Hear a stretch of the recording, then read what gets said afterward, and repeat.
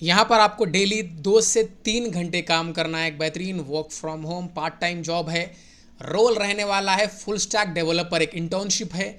यहाँ पर स्टूडेंट्स को बहुत कुछ सीखने मिलेगा, क्योंकि इंटर्नशिप में आपको बहुत कुछ सिखाते हैं कॉरपोरेट ट्रेनर्स, इंडस्ट्री एक्सपर्ट। यहाँ पर ट्रेनिंग के साथ 3 महीने की इंटर्नशिप के साथ आपको फिक्स्ड स्टाइपेंड मिलेगा। 5 डेज वर्किंग रहेगा, work from home part time job है, ठीक है। रिक्वायरमेंट अप्लाई करने के लिए आपको React and Node dot J S का experience, TypeScript fundamental, basic D B and A P I knowledge, willing to learn and ship fast. अगर आप और नई टेक्नोलॉजी सीखने में इंटरेस्टेड है, ये अपॉर्चुनिटी आपके लिए एक्सेलेंट रहने वाली है, ठीक है।